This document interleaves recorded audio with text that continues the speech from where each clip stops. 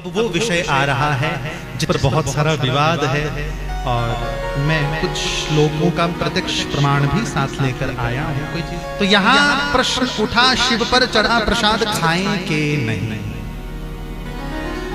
आज से 4-5 साल पहले तक तो कोई नहीं खाता था, अब परंपरा निकली है खाने की। ना मैं खाने को बोलूंगा न खाने को बोलूंगा, मैं पुराण का प्रमाण दे रहा हूं। विद्येश्वर संहिता के अध्याय नंबर 22 पर चल रहे हैं हम लोग। हाँ, शिवलिंग पर स्नान करा के जल पीने से रोग नष्ट होते हैं। शर्त क्या है? वो पूजा, वो चढ़ाया हुआ जल विधि के साथ हो। क्योंकि भैया यहाँ शिव पुराण में ही वो शिवलिंग श्लोक आया, स्नापयित्वा विधानेन यो लिंग स्नापनोदकम त्रिविधम पापम तस्ये हाशो विनश्यति। जो शिवलिंग का स्नान कराता है पर विधानेन, विधान से, विधान कहाँ है? और यदि इसी श्लोक को मानकर आप शिव पर चढ़ी हुई वस्तुएं खा रहे हैं तो भैया इससे पिछला श्लोक भी पढ़ लेना और इससे अगला श्लोक भी पढ़ लेना। अगला श्लोक कहता है शिव पर चढ़ी हुई कोई भी वस्तु लेनी नहीं चाहिए। गरुड़ पुराण में तो इतना तक हमने पढ़ा कि शिवलिंग पर चढ़ा प्रसाद खाने वाला व्यक्ति अगले जन्म में पशु बनता है। अब आप लोग कहेंगे ये क्या बात हुई? तो ध्यान से समझना। एक तो दो बातों में हम लोग गड़बड़ करते हैं। शिव नैवेद्य क्या है और शिव निर्माल्य क्या है?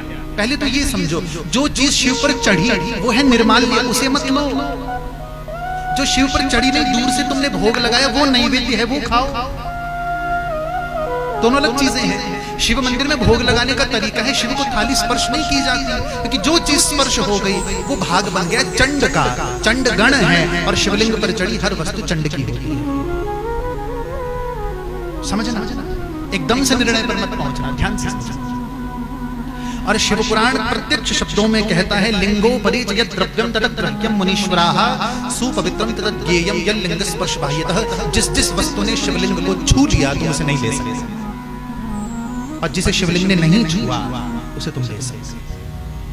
अब प्रश्न ये है कि महाराज हमने तो बिल्व पत्र खाना ही खाना है, पानी तो पीना ही पीना है। ठीक है, उसका भी तरीका बताऊं। मैं नहीं कह रहा, शिव पुराण कह रहा है। अग्राह्यम शिव नैवेद्यम पत्रम पुष्पम फलम जलम शालग्राम शिला संगात सर्वे याति पवित्रताम। शिव पर चढ़ी हुई कोई भी वस्तु तुम शालिग्राम को दिखाओ, वो पवित्र है। बस यही कारण है, पुराना कोई भी शिव मंदिर उठाकर देख लो, वहां तुम्हें शालिग्राम मिलेगा ही मिलेगा।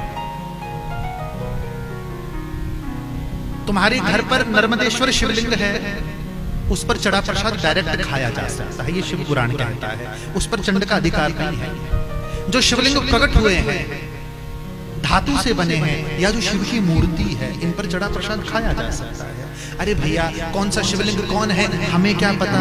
कोई चक्कर नहीं। हम तो कहीं कथा करने भी जाते हैं तो शिवलिंग के साथ शालिग्राम स्थापित करवा देते हैं। एक सिंहासन पर रख दो शालिग्राम जी, बस हो गया काम। और माताओं, एक छोटा सा निवेदन, ये मेरी बात चुभ जाएगी। हमारी माता ने कई बार खूब अटपटे काम करती है मंदिरों में जाके। एक माता बड़े प्रेम से शिव का पूजन कर रही है, उसने शिव के यहाँ पर लड्डू रखा। मुझे समझ नहीं आता यहाँ से खाएंगे कैसे, बोले ना। बर्फी दूजी आएगी, उसी के ऊपर पानी चढ़, शिव को लड्डू सुना। अरे फल मिठाई ये शिवलिंग के ऊपर।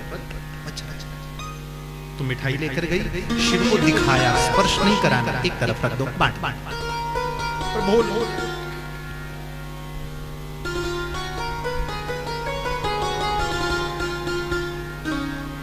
हम एक जगह कथा यात्रा में थे, कहीं माता के दर्शन करने गए और माता के मंदिर के बाहर ना शेर बने होते हैं, वो भी खुले मुंह वाला। तो मैयाओं ने हलवा डाल के, और तुम करती हो ऐसा, ये पाप है, ये अपराध है, ये पाप। माता रानी शीशे के अंदर होंगी तो शीशे,